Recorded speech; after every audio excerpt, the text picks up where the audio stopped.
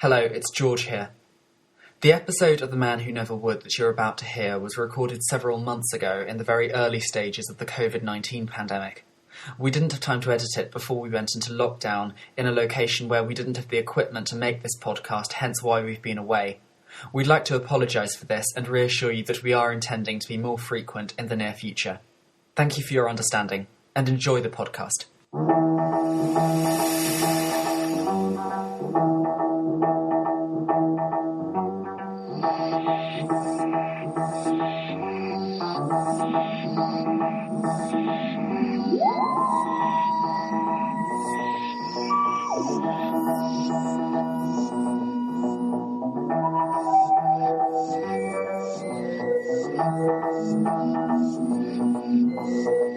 Hello and welcome to the third episode of The Man Who Never Would, the pacifist, feminist Doctor Who podcast. I am George and this is my co-host Owen. Hello listeners. And today we're going to be talking about the next episode of Doctor Who, which is entitled The Forest of Fear, which we've just been watching. This episode was broadcast on the 7th of December 1963 and features the First Doctor, played by William Hartnell, and his companions Barbara, played by Jacqueline Hill, Ian, played by William Russell, and Susan, who is played by Carol Ann Ford. It also continues with the guest characters who were introduced in the previous episode. Zar, played by Derek Newark, who is the leader of the tribespeople. Zar's lover Her, played by Alethea Charlton. The wannabe leader Cal, played by Jeremy Young.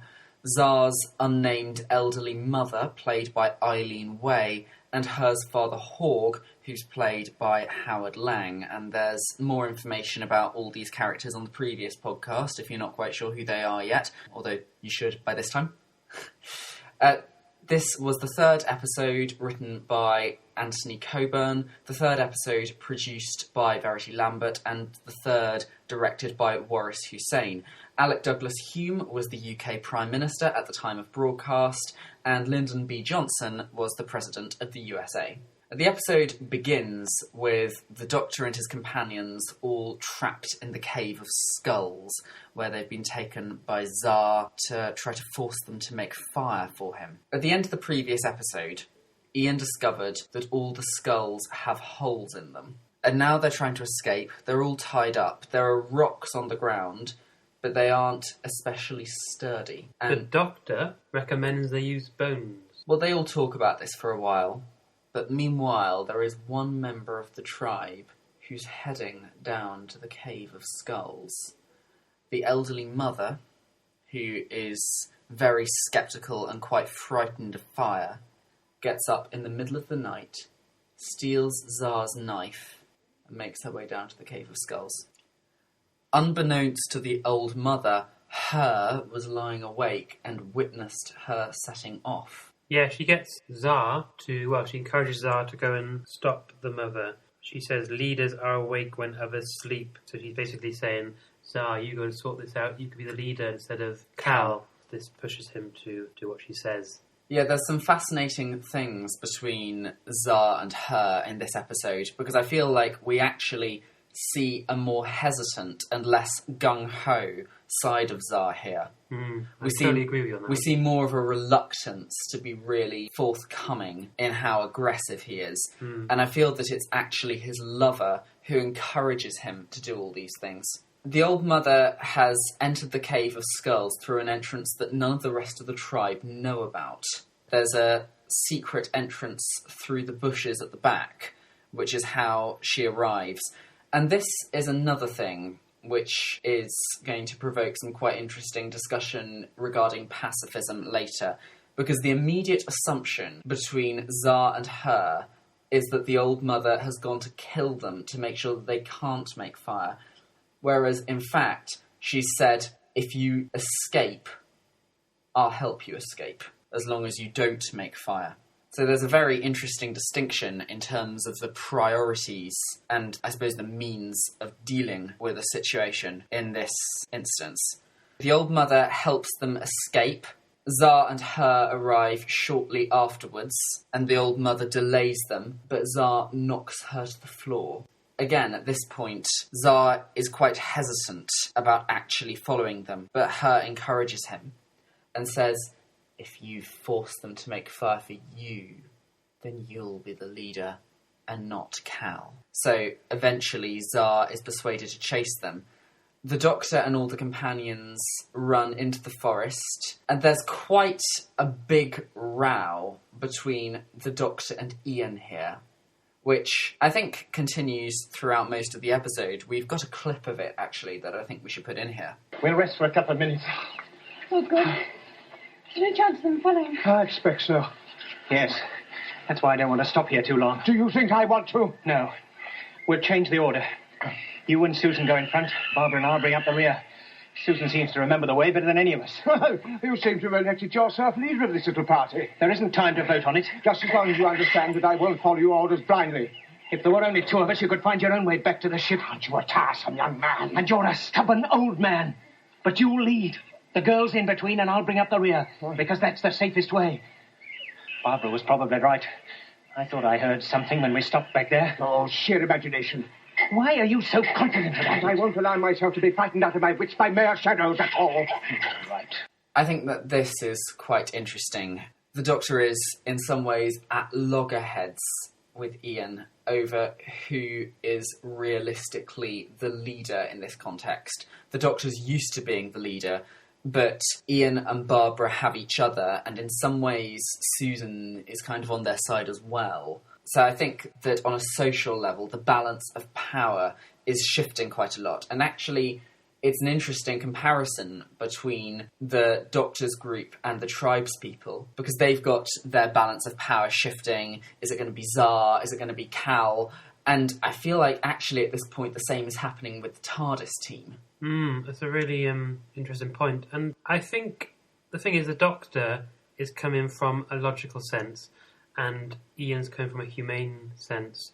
That's why they're arguing. And at this very early stage of the story and the development of the character, the Doctor is not quite the hero, well, as a lot of people claim him to be these days in the show. The Doctor literally just wants to get back to the TARDIS, save themselves, not worry about what's going on to these people who are in pain, these two people from the tribe. It's Barbara who actually wants to go and help originally, persuades Ian, and then Ian, deep down you can tell, does want to help really, and because Barbara's encouraged him, he does so. But again, they have to fight against the Doctor to go ahead with this, and they do it anyway. Susan wants to go and help Ian and Barbara, and she runs off and doesn't listen to the Doctor, and the Doctor gets very frustrated that they're all not listening to him when he could get them back safely, and he ends up following them. There's more, we'll talk about that later in the podcast. There's a lot to discuss on that particular scene, but I won't go into too much detail yet. But the point I was trying to basically say, I suppose, is that they're coming from a human outlook, and the Doctor's coming from the logical way of doing things, and his Time Lord personality is coming across greatly here. Absolutely. At this point in the story, they're all running through the forest. I feel that of the four of them, the one who struggles the most with this is Barbara. Zar and Her follow the TARDIS team into the forest. They're a bit behind, but when the TARDIS team find a dead animal and Barbara screams very loudly, they find out where they are. However, shortly before they get to them, Zar himself is attacked by an animal. This is another really interesting thing in regards to the pacifism subject, because Barbara and Ian notice that this is an opportunity to befriend the tribespeople, because they try to heal Zar. Barbara and Ian do, and I feel that this is actually where Barbara comes more into her own, because she takes the lead in the care side.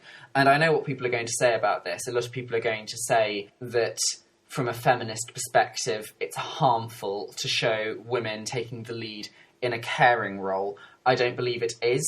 I feel that as a pacifist feminist, strength in a caring role, whether you're a man or whether you're a woman or any gender in between, is the highest form of strength. I totally agree with you, and it's great, like you said, that Barbara has a really good scene where she says, Ian, we've got to help these people, and showing that real compassion, and that is what we need to see in men and women. Definitely. And Ian does help, and you know he really wants to help deep down, and he does. that's really good to see in a male character. He's not ignoring her and pushing to her side. It's actually the Doctor that does that to all of them because he's the alien. It's really good how they do that with both genders, really. It's important to remember that Barbara and Ian are colleagues, and in the case of patching Tsar up, they bloody work well with each other, don't they?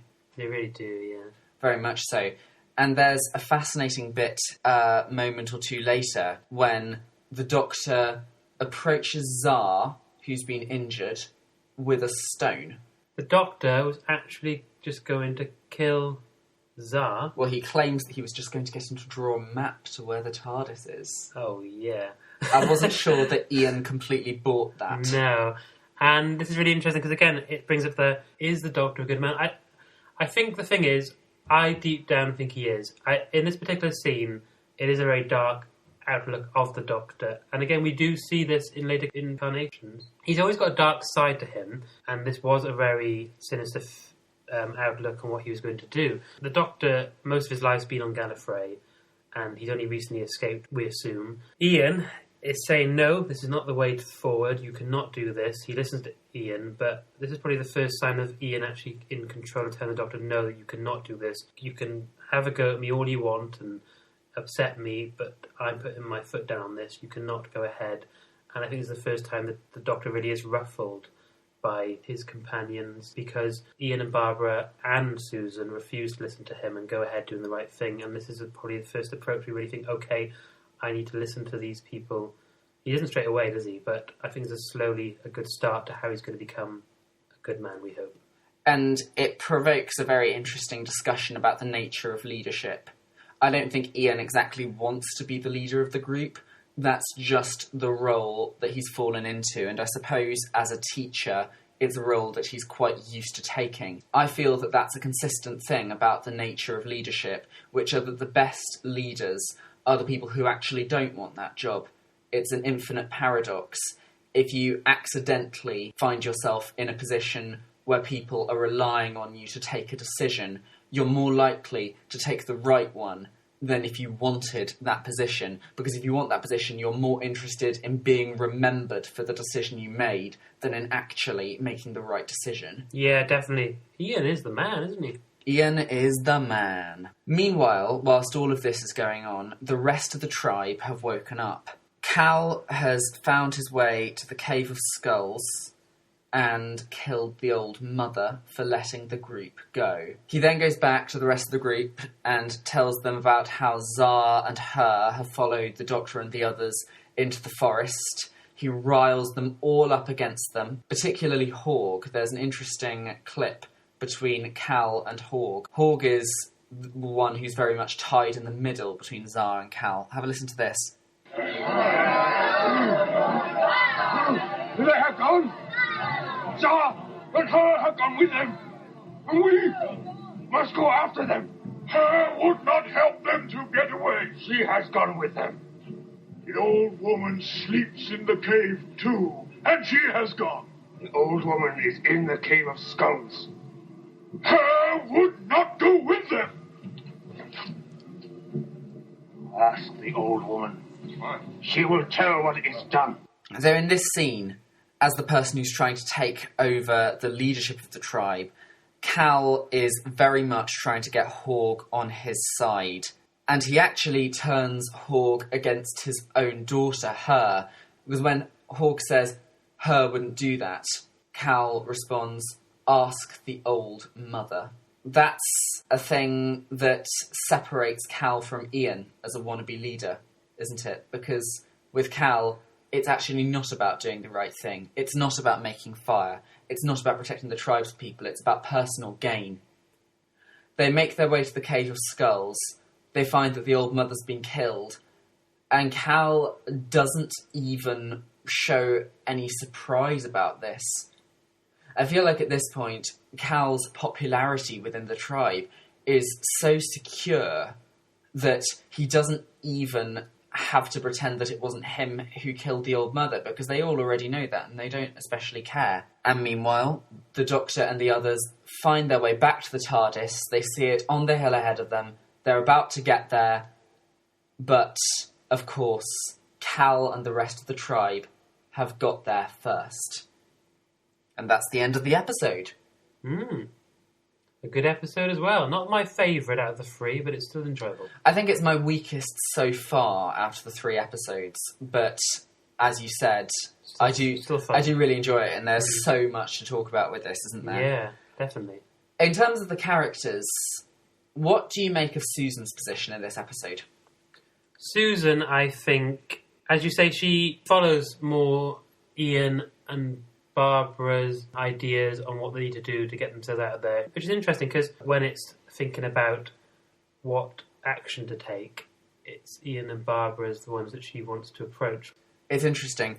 I feel like Susan is the reason why this episode's the weakest so far, because it doesn't feel like she really does very much in this episode. It's more about the comparisons between the Doctor and Ian and their power struggle. However, I do feel that Susan taking more of a back seat in this episode is necessary in regards to where this is going, because at some point Susan's going to be forced to put her loyalty in one place or the other, and she hasn't quite got there yet. So I do feel that for the purposes of future episodes it is needed. It just does put this episode on a little bit of a back foot. Yes. Barbara now. Barbara. I want to say that early on in this episode, I really like the fact that she's worrying and the Doctor actually comforts her and calms her. And it's a surprise to the viewer, but also to Barbara. And she says, You're trying to help me. Fear makes companions of all of us. That's right. I never once thought you were afraid. Fear is with all of us and always will be. Just like that other sensation that lives with it. What's that? Your companion referred to it. Hope. Hope, that's right. Brilliant clip. And I love that when the Doctor says, fear makes companions of us all. I think that's really powerful. I don't know if that's a quote from somewhere else or it's a quote that it's been written for the Doctor for this particular episode. Either way, what a wonderful, wonderful line, basically. To the best of my research, that line isn't a quote from anywhere. However, it's obvious that the writers felt the same way that you did about it. Yes, because it's in Flatline, which is a Series 8 episode of Peter Capaldi. Exactly, in a discussion between him and Clara. You're right, it is quite a beautiful line. He also, in regards to the relationship with Barbara, as a way of calming her down, gives her something to do. Because he gives her the specific instruction, just try to remember the route you took from the TARDIS to this cave. And I feel that that is an effective use, because firstly she feels as though her presence in the group is being valued, which I think maybe isn't something she's really felt up until this point. She has almost a nervous breakdown. Yeah, it's really interesting because it's a very human thing to do, and it's fine for the character to do that. But what's interesting is she seemed the most stable between her and Ian in the first 2 stories. And I feel like it's a bit of a change of the way the 2 characters are written.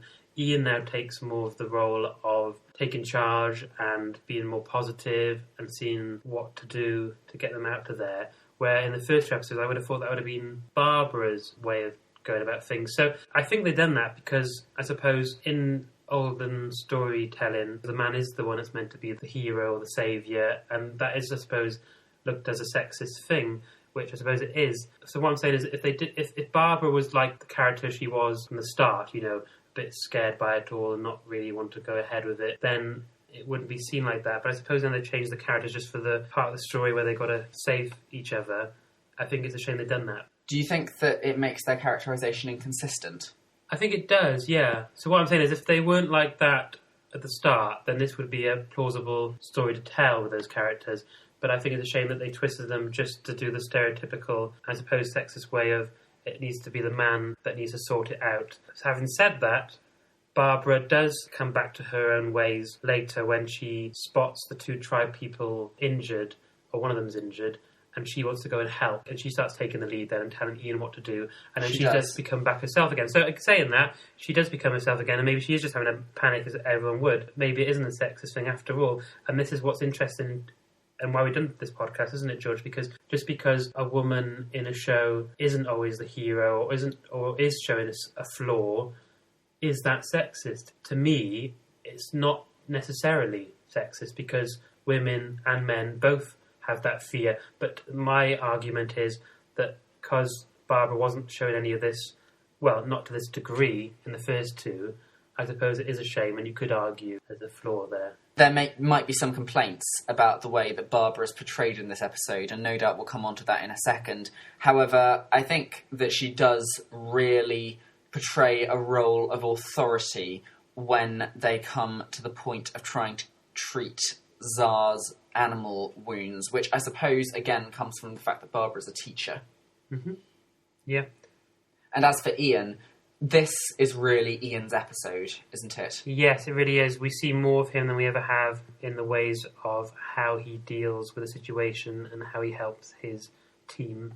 I've got a few things to say. Firstly, I suppose there is an argument with Barbara, but I don't think Ian's characterisation is at all inconsistent with what we've already seen. That's the very good part I was going to say as well, that Ian is actually just coming out of his shell because he has to, and he's trying to brave himself up because he sees his friend and his colleague worried, and he steps up in a way to show, right, I've got to help her out because she's not doing well now, and I've got to come out of my shell. He's not a character that's written differently. He's actually just developing better as a character, and showing that I can do good if I'm stuck in that situation. And again, actually, I was going to say, Ian is actually portrayed really well. And when I say he's trying to take the lead and he's trying to be a hero, he's not doing it in that stereotypical macho way either. He's a very sensitive man. He's still caring. I think what you mean is he's not doing it because he wants to get the credit for being the hero. That's exactly it, yeah. He's doing it because he feels that he's got a responsibility. Brilliant, yeah. And I think it's the same with in the previous episodes. In the previous episodes, Barbara might have taken more of a leading role than Ian, and she may naturally fall into that role.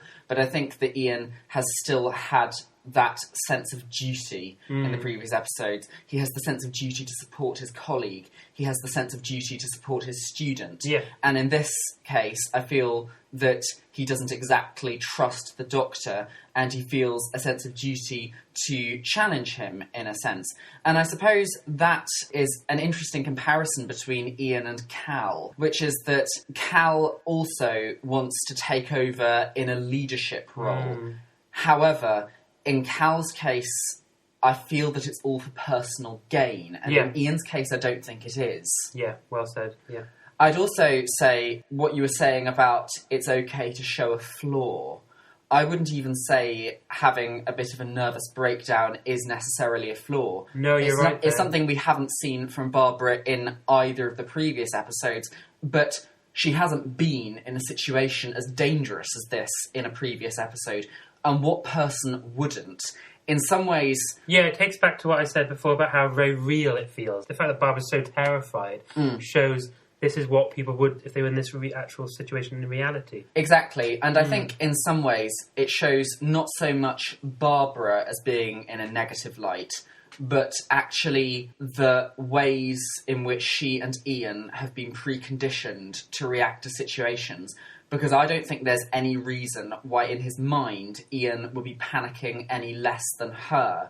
It's more that for a man probably in his late 30s in the 1960s, grew up during wartime, you very much had that feeling of, especially being a man in that situation, that you have to come across as strong and not let your emotions come to the surface, and particularly if you're among women, to look like you know what you're doing. I think that Ian feels a great deal of pressure in this scene, which he handles admirably, but it does raise the question, should he even be feeling that level of pressure? 100%, and I totally agree with you, and I think that's a really good point. A man like Ian is someone who shouldn't have to hide his emotions, and he, like you said, he must be just as terrified as she is, even more so because he originally didn't want to travel, and he wasn't really in that same playing field as the other three. And also, I think what's so wonderful, again, this is why I love Doctor Who, is you've got characters like Ian in this science fiction adventure who isn't a macho man, and it's a shame that he couldn't show his emotions, as you say, because of the way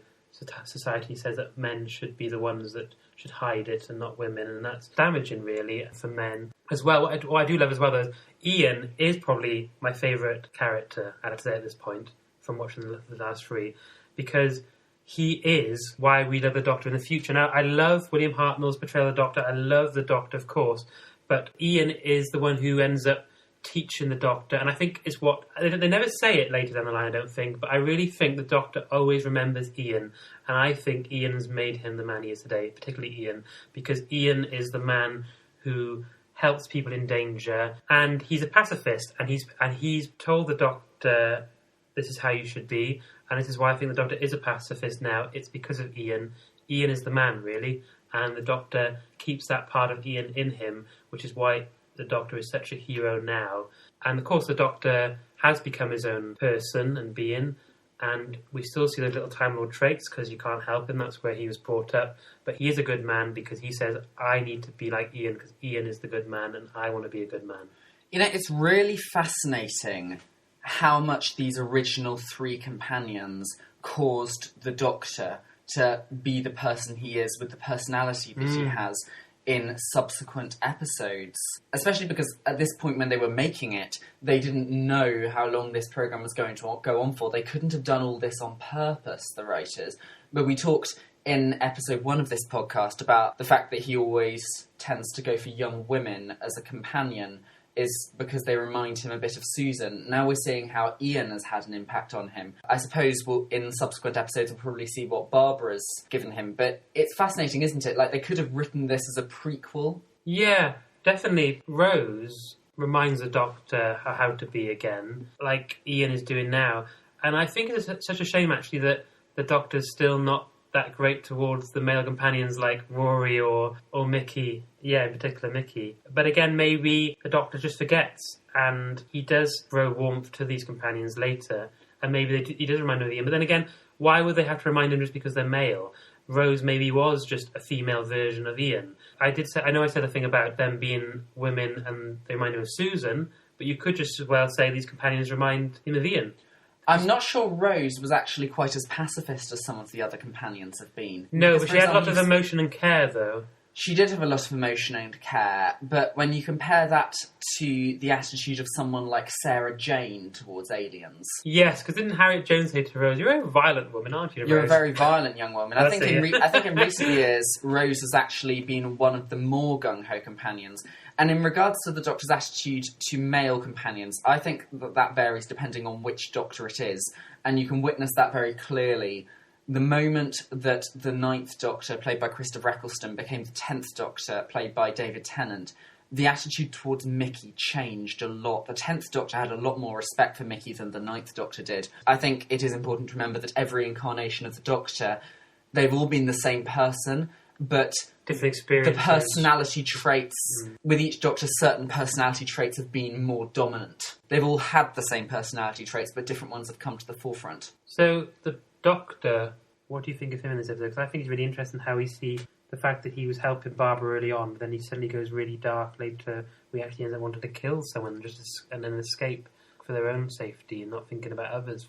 Very drastic changes in one episode. I mean, I suppose he's trying to look after his own team. However, the Doctor's behaviour is not really shared by the values that I feel like I generally share with the Doctor. He is not portrayed in this episode as being a pacifist. He's shown far more interested in just protecting himself and his family and, for want of a better term, his friends, rather than actually trying to understand the point of this whole situation.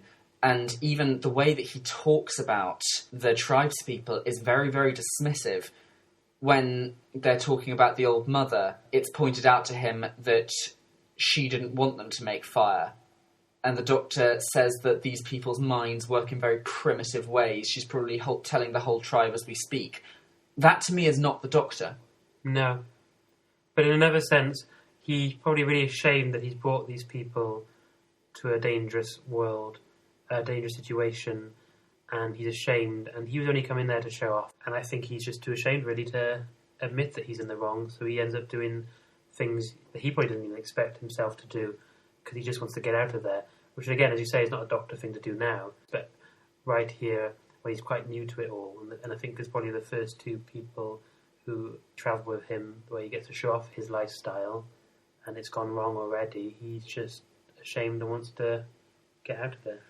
Do you feel that in regards to the Doctor being, well, for want of a better term, a warmonger, it's not a perfect term, but it is the opposite of pacifist, do you feel that he was like that when it was just him and Susan? Or do you think he's behaving differently because he's got these two new people in his care? He doesn't quite know how they are yet. I like to think the second one. I like to think he's just brought these two people along with him and he's just got them in a situation that's just out of his control and he just wants to get out of there. When he's with Susan, even though he's still got the care for her and the worry, I think he would have been a bit more of a braver soul and might have thought things out a bit better. I think he's just got this conflict between Ian where he wants to make sure he's better than Ian, and of course Ian's doing such a good job at it, or he's getting a bit rattled and that's why he's suddenly jump into these really drastic decisions. I don't think necessarily the Doctor would always do that, no, but at the same time I think he's still improved to what the Doctor is now. He's never perfect anyway, and who is? And I think it's the humans, it's people like Ian and Barbara who are actually going to help the Doctor see in this way. For example, in the later series, we've got the Doctor, whenever he's not really with a companion for a while, or we see a story that taps into more about him as a person who's been travelling on his own for a while, the companions always confront him, or the new people that come along in his adventures always confront him how to do things right, or say are surprised by his first approach, which again really taps back to the William Hartnell era and what the Doctor actually is, because you see it even in people like David Tennant playing the part. You see some episodes where you think, oh gosh, this is the Doctor if he's not got too much humans around him for a long time. And this is why he latches on to human companions more. He needs the human companion to remind him of the man he wants to be, because the Doctor is a good person, and even in the Capaldi era, there's the whole series actually where he actually questions, am I a good man? And yes, he is a good man, because he always tries to do the right thing, and he always gets the right people on board to make sure he does do the right action. Definitely, I agree. It's analysed in quite a bit of detail in the comparisons between the David Tennant episodes The Runaway Bride and Partners in Crime, which are about just over a year apart in terms of their broadcast, but they're the first two episodes that feature Catherine Tate as Donna Noble in the companion role. In The Runaway Bride, which is set just after the Doctor has lost Rose, David Tennant's 10th Doctor is shown as being pretty ruthless in the way that he deals with the Rachnos. Yes, right at the end of the episode. Absolutely, yeah. He doesn't take into account that the Rachnos' children are getting destroyed by the water that he sets off on them, and it's Donna to remind him that it's not their fault, that their mother is this beast of a character, and he should save them, and to acknowledge that. And again, it's like how William Hartnell's Doctor first is portrayed, but it's Ian and Barbara that slowly starts making him become the man he is now. And we see this in all the Doctors with the companions, but when they're taken away from him and he's got time on his own, he slowly comes back to that scary Time Lord that he doesn't want to be, which is why I think he ran away in the first place, because he is better than a lot of those Time Lords, and he did suffer from those Time Lords, and he wants a better life. And when he finds out the humans are making him feel this compassion and this wonderful emotions and this view of life how it should be, I think as well the Doctor actually is wanting to be. It's what he really does believe, but he has a human to remind him and to confirm with him, this is the way of how you should live your life and how you should treat others. Interesting. Do you think it's always humans specifically who have to have that effect on the Doctor? Because obviously not all of his companions have been human. Do you feel that the non-human companions have had the same effect, or is it specifically a human trait? I think it is a human trait. Correct me if I'm wrong, because I can't remember off the top of my head now who's travelled with him, who may have been an alien that changed him. But, for example, Matt Smith's Doctor he helps out Madame Rastra, who I believe is a Silurian. And Rastra, Jenny and Strax. Yeah. Jenny's a human, isn't she? But the other two are... That's right. One's a Silurian and one's a Sontaran. Exactly, and Vastra, again, doesn't always come across quite humane, obviously because she's not human, but she's learned from the Doctor, because I think the Doctor's learned from humans, but he then educates other species like Silurians and other characters he comes across who are aliens or reptiles, because they're not aliens, and then they learn from him. So it's all about, and again, that is what life's all about, isn't it? You learn from people giving you the right information. And if you're a good person, you try and make sure that you go about doing what you think's right from what you've learned that people tell you that is right. But obviously, there's a lot of learning involved, but it's also who you are as a person to be aware of that and to go along with that. And that's what the Doctor does from humans, and then he teaches aliens the same thing, or reptiles. The first Doctor here is definitely learning some of these traits. I was going to say from Ian and Barbara, but actually I think particularly from Susan. I think that Susan is learning it from Ian and Barbara, and the Doctor is learning it from Susan. Yeah, 100%. I think that's a really good point, yeah. Susan's seeing them and going along with what they're doing, which is right, and she's learning from them because it's her teachers, and she's learning that human side of life quicker than the Doctor in one sense, I suppose, because she has more interaction with these humans. And again, not every human or every alien, we can't generalise, is going to be the same, but for the purpose of story, that's what they're trying to show. And in regards to Ian and Barbara, I said in episode 1 of this podcast that for teachers in the 1960s, they're very progressive, they're very student-orientated, they're not just interested in doing their job, which I think is quite a forward-thinking and progressive thing for the 1960s. I'm interested, we never see any of the other teachers at the Coal Hill School, and I'd be interested in seeing whether any of the others had this impact on Susan, or whether it was Ian and Barbara specifically who had this impact on her before they joined the TARDIS crew. That'd be interesting, yeah. It would be very interesting. I also think that the Doctor really, really doesn't like to be out of control, does he? Exactly, yeah. I think in more recent episodes they've shown him to be in control a lot more. However, it's a thing which, unfortunately, they had to do in these early ones, which was that to show the value of the Doctor having a companion, they had to show him, in some respects, as being a bit incompetent. All of the first several serials of this early Doctor involve him doing something that causes a lot of danger and the companions having to sort it out, which I do somewhat struggle with the nature of this. However, I also understand why it had to be done. From a feminist perspective, what do you think this episode has? I think what you said before about Barbara showing a real compassionate side to her, because even though in society we stereotype that it's women who are more sensitive over men, it's still really positive to show that. So I think what's interesting is that it's great, but it would have been nice to see, even though I think Barbara gets quite hysterical, I think it's a shame that they did that, because I still want to see her worried, but I'd like to see her a bit more in control and let it be Susan that's the one that's just getting hysterical, because at least you've got one character doing that and then the other's not. That's fair. To me, I think that compassion is the epitome of feminism, because feminism is opposed to the patriarchy, and the patriarchy, I feel, is opposed to compassion. Therefore, feminism is all about compassion. And I feel that a lot of understanding of feminism, both from people who call themselves feminists and from those who don't quite understand that very central core of it. I don't want to make this too based in real-world politics, but I actually feel that a lot of people feel that in order to be strong women, they have to do a bad impression of Margaret Thatcher. That, to me, is not what it should be about. I think, like, Ian is a very compassionate guy, and I think it is a very feminism show still.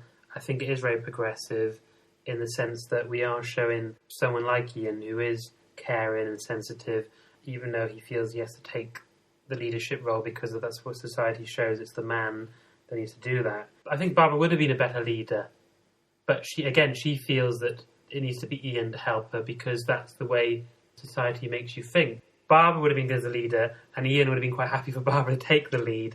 But because Barbara's a bit upset and then starts to look at Ian saying, I guess it's you that has to do it because that's the way we expect our society to be, Ian then starts to do a good job, but he's not really that comfortable. Well, if that makes any sense. It does make sense. And we have established in a previous episode that of the two of them, it actually normally is Barbara who takes the lead. Exactly. So it's very interesting that the moment the situation is really dangerous, Ian feels that he has to take the lead over the person who is more of a natural leader.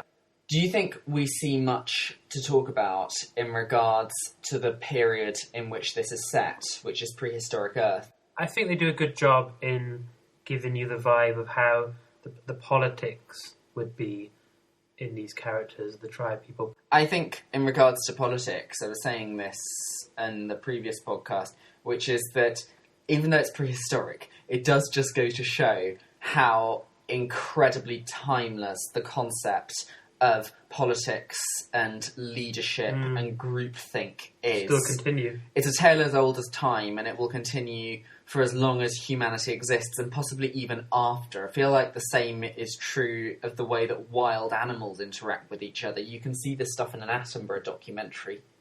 Yeah, really good story for discussion and to educate the young viewers at the time and family members, and thing that I'm sure everyone discussed after they watched it together back in the day. And that is the charm of Doctor Who, isn't it? Which is that it educates without being too obvious that it's educating.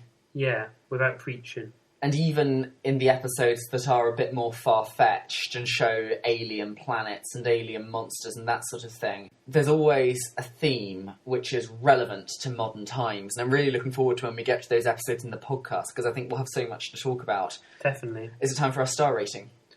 I think it is, yes. So, what's the first one? We're going to go for story. The first one is story. I feel like it's very good in some respects. However, it's also the weakest one of the three.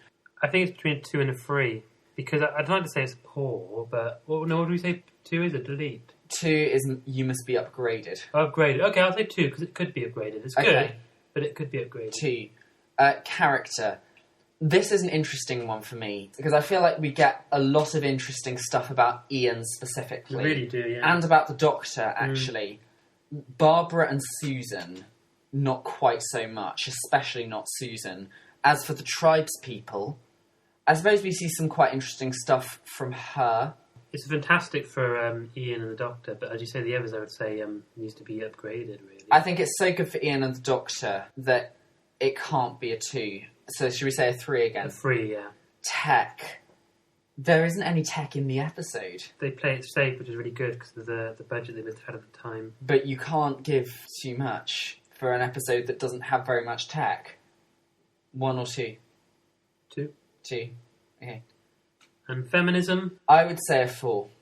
We don't see quite enough of Susan, who's like the central female character in this, to give it more than that for me. However, we do see an awful lot of feminist side from Ian. And also it goes to show how an episode that's very male-centric can still be really feminist. I find it interesting that the 2 female characters in the tribe, who are her and the old mother, have a completely different approach in regards to pacifism versus warmongering.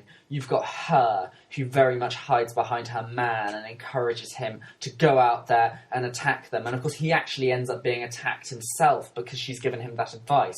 Whereas you also got the old mother, who in the previous episode came across as quite sinister, but in this one is a bit more compassionate and sadly ends up getting killed for it.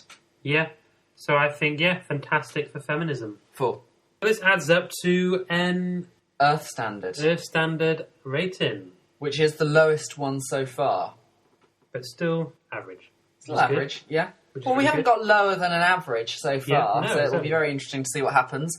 And the following episode, which is the last one in this serial, is The Firemaker. Yeah, so thanks for listening, and I really hope you continue listening to our podcast. We hope to keep bringing these out in the future. Please do subscribe to our channel, because it gets us more views. Share us around. We're getting some quite modest views at the moment. People are enjoying it. We've had some really nice comments from people, so really hoping this podcast is going to pick up. We'll be back soon. We're not quite sure when, probably within the next week or so. Until then, see you soon. Bye!